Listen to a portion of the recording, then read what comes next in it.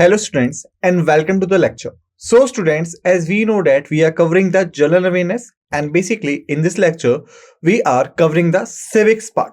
Okay, so if we begin with this lecture, as I have told you, we are covering the civics part, right?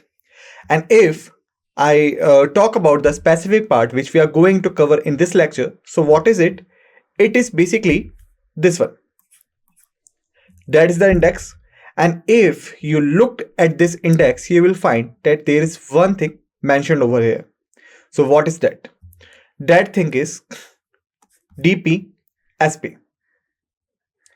DP-SP. Alright. So basically, first thing is the full form. Like, what do we mean by the DP-SP? And what if someone asks you, can you please tell me what is the full form of DP-SP? Then what should be the answer? Okay, so basically, if we talk about the full form, then DP-SP basically stands for the Directive Principles of State Policy. Okay, let me write down again. Directive Principles of State Policy. Okay, so this is the definition of DP-SP. All right. So in the series of the lecture of civics, I will tell you about the borrowed items. What do you mean by it? Borrowed item. Basically, if we talk about the Indian Constitution,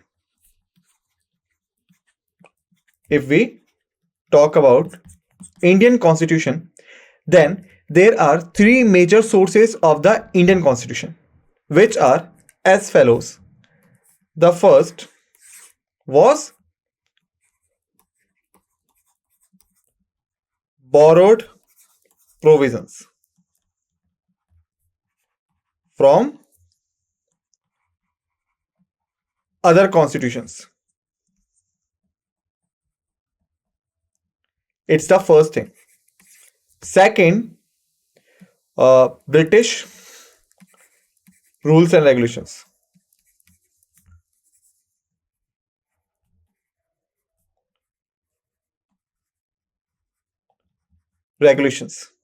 Third is that provisions presented and accepted during Constituent Assembly.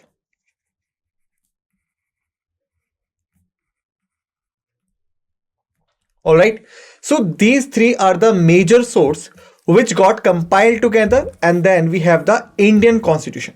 Okay, so if we generally take the overview about these things, then the first is borrowed provision from the other constitution. Basically, Indian Constitution has borrowed the provisions from the other constitutions which were already existed on that time.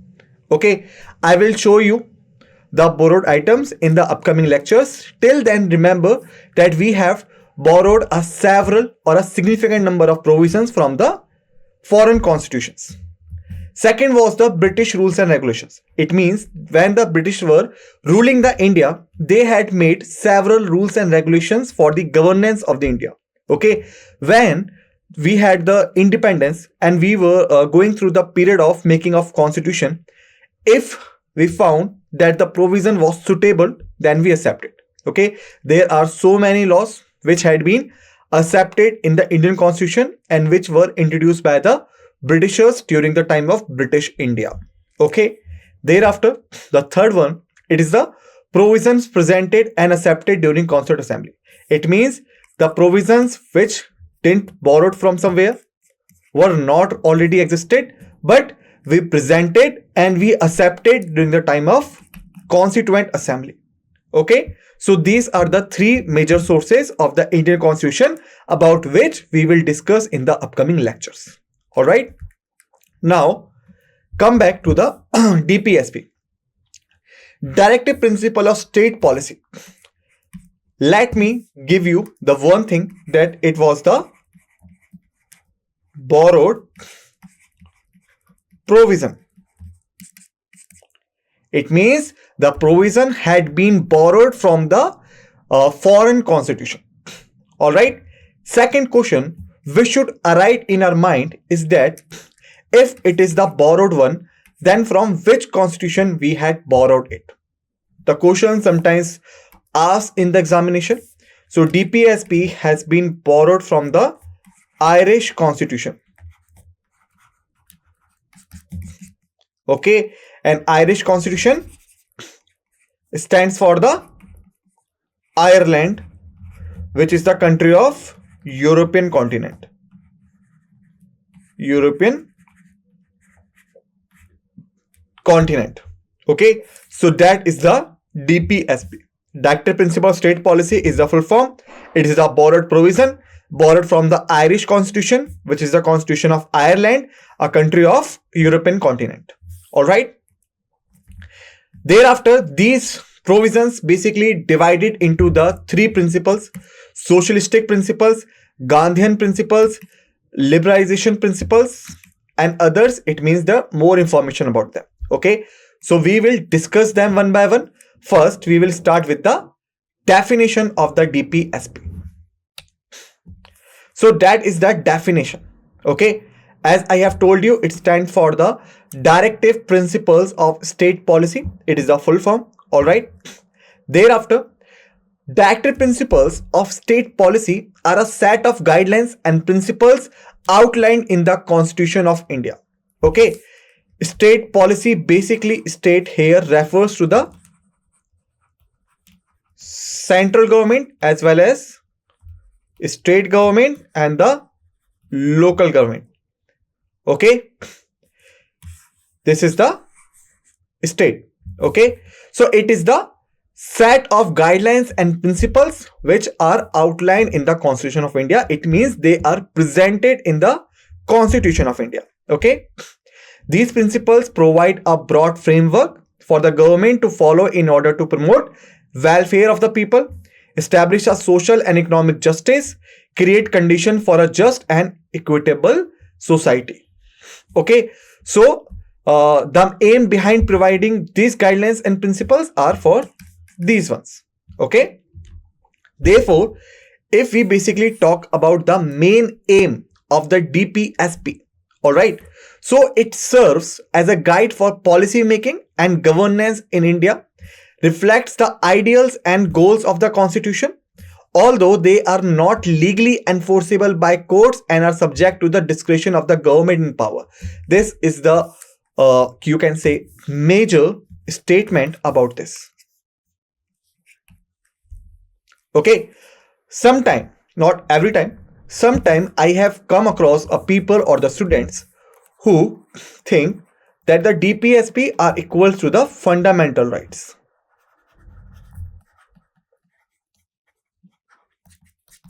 Okay, which is not true from any angle. Why?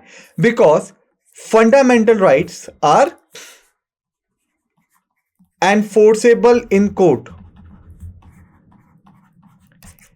It means that if government has made any provision which is hurted the principle of fundamental rights, there is no safeguards to the government that they could defend themselves. It means that the person who think that his rights has been deprived of, who could reach the court directly under the Article 32 for the Supreme Court and Article 226 for the High Court. Okay, the same provision is not available in the case of DPSP. All right, if the government has made several provisions which are hurting the DPSP conditions and the principles, then the people could not reach the court against them.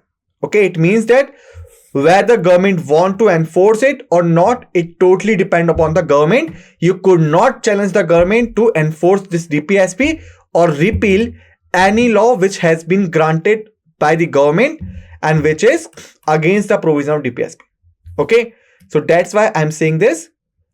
The DPSP are not legally enforceable by courts. It means that you could not challenge them in the court.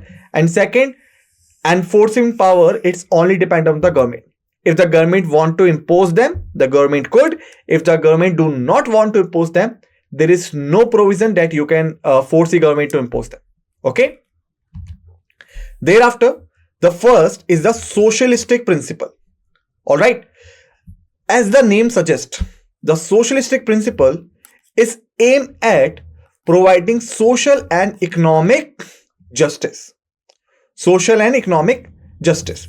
Basically, if we talk about the Indian Constitution, then in various books and you can see in various notes and from various scholars, you have either heard or you have read it by yourself that the Indian Constitution provides only political justice.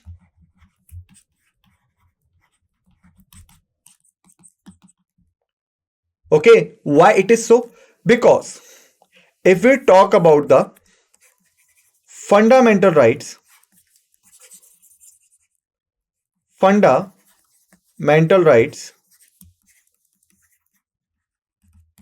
which are basically the safeguards against the arbitrary power of the government, then these fundamental rights are basically focused on the political justice, right? How? You can say right against arrest, okay, right against detention, all right, right to equal opportunities. All these are the political justice, okay. Whereas if we talk about the social and economic justice, then hardly you will find their mention in the fundamental rights. All right. That's why DPSP socialistic principles are basically designed to focus on the social and economic justice. All right. So if we see the first article, which is the Article 38, one thing I would like to make sure here, do not think that these articles will be in, you can say, series. All right. Basically, these are the articles from 38 to 51. Okay. So please do not expect that you will find them in series. It means 38, 39, 40, 41, 42. No. These articles may be reshuffled because they have been divided into the 3 categories. So that's why the articles by themselves also get divided. Okay. So if we talk about the first article, article number 38, so it is to promote the welfare of the people by securing a social order permitted by justice. 3 kinds of justice: social justice, economic justice, and political justice. Okay. So if the question asks, the governance system of India talks about how many kinds of justice? So the answer is 3 kinds. And these 3 kinds are social, economic, and political.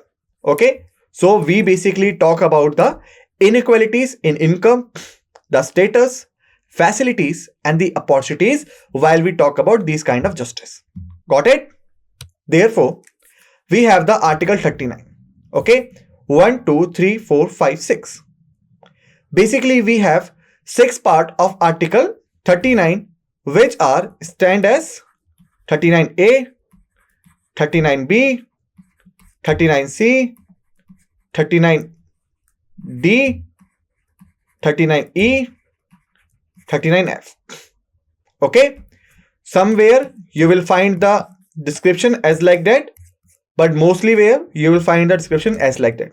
But for your you can say understanding, I have put it right here. Okay.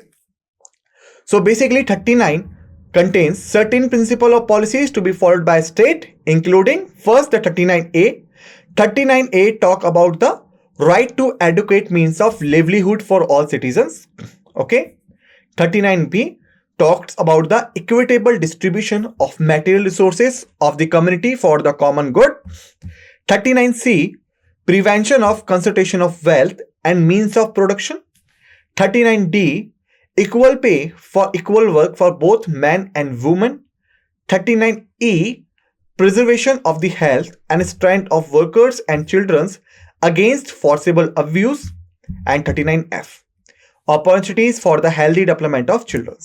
Okay, so if you go through these articles, you will find them very similar to each other, but please do not get confused yourself that these articles are all the same, because I have come across many students who make this kind of mistakes, and then they wonder why they get a negative marking in the examination. Okay, because 39A contains these provisions, but these provisions have been divided with the suitable suffix against the article number. 39A, this one, B, this one, C, this one, D, this one, E, this one, F, this one. So when you revise them, please revise them as this. Okay, move forward. We have articles from 39A to 42. Okay, please remember 39A is not a part of 39. Okay, it has been added on later. Okay, so do not get confused between 39 capital A and 39 small a. 39 small a talk about the right to adequate means of livelihood of citizens, because it is a part of article 39. But article 39 capital A is a separate article by itself. Okay, so if we talk about the 39A, so it is for to promote the equal justice and to provide free legal aid to the poor. It means that if someone faced any kind of difficulty and the person is not able to reach the court and pay for the legal expenses, in such a case, the state or the government will bear the expenses of his legal activity and provide him the chance to get a justice from the judicial authorities. Okay, so it is the 39A. 41, right to work, to education, to public assistance in certain cases. Mostly in the cases of physical, you can say if the person is not able to do the physical work, or you can say it's a person with special kind of ability. Okay, in certain cases, these safeguards have been provided. Thereafter, Article 42, provisions for just and human condition of work and maternity relief. All right. Thereafter, socialistic principles, Articles 43 to 47. First is Article 43, living wage, etc. for the workers. Okay, it means that suppose if the general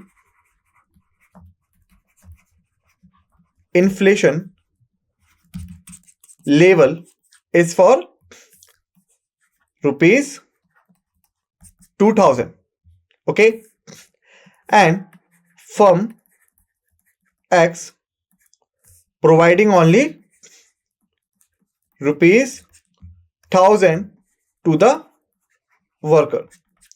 So what do you think? Is the worker who is working with this salary will be able to survive the condition? Definitely not, right? That's why living wage means that appropriate wages. It means the person should be paid in accordance with these 2000. Okay, so that this person could survive in the environment. So at least the suitable salary should be rupees 2500 or more. So this is the living wages. For this, we have the provision of Article 43. Okay. Thereafter, 43A, participation of workers in the management of industries. Okay, it's like trade unions and whatever. All right. Thereafter, Article 47.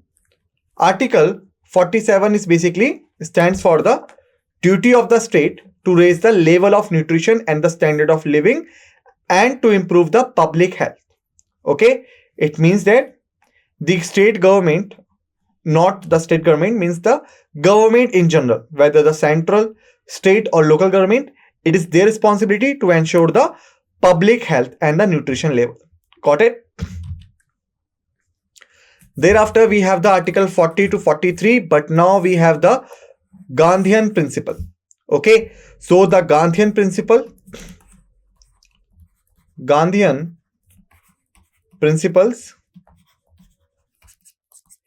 is basically named after whom? Mahatma Gandhi. Alright, so Gandhian principles are basically named after Mahatma Gandhi. Okay, so sometime the question will be asked after whom the Gandhian principles are described. Okay, so remember it is the Mahatma Gandhi. Okay, so this will be the answer. Got it? These reflect the teachings of the Mahatma Gandhi. Alright, the first is the Article 40, to organize village panchayats and endue them with necessary powers and the authority. Okay, and basically right now we have the panchayat system in our country. Okay, by virtue of the 73rd Amendment Act 1993. Okay, now this article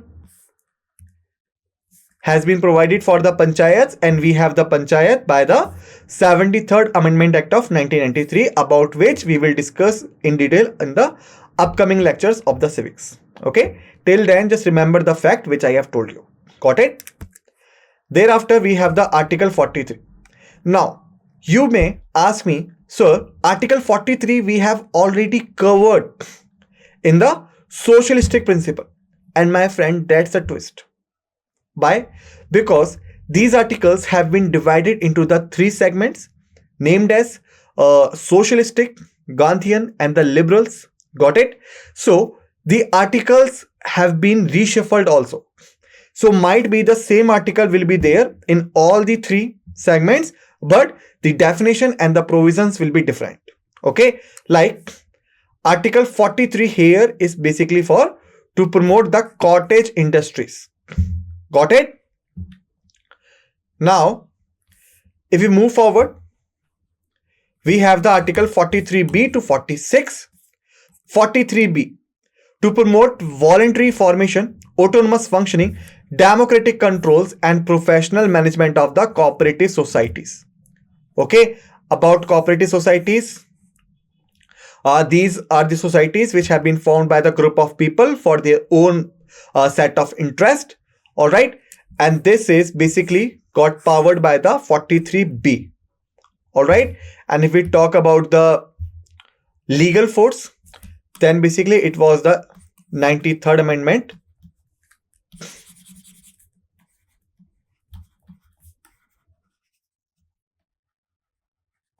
In the year of 2011, which basically made it legal to form cooperative societies with legal and administrative safeguards. Got it? So remember this fact also. Thereafter we have the Article 46, to promote the education and economic interest of scheduled caste, scheduled tribes and the other weaker section. All right. Thereafter, Gandhian principles, Article 47 and the 48.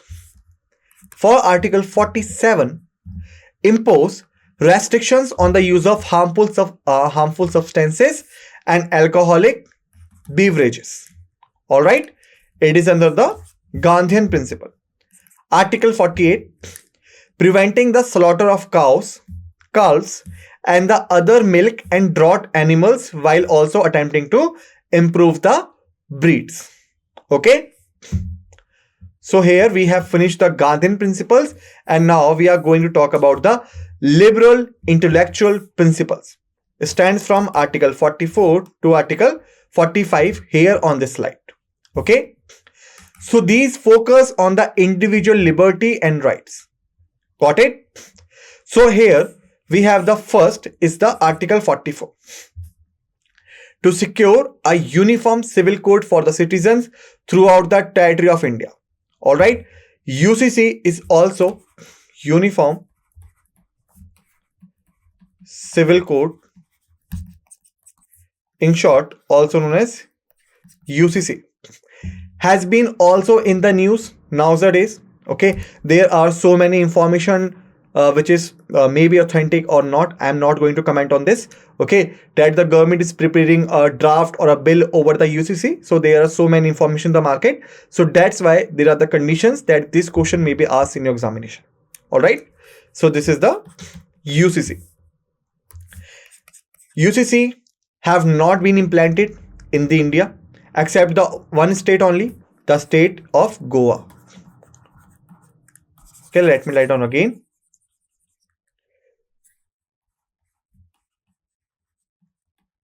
Goa is the only state where UCC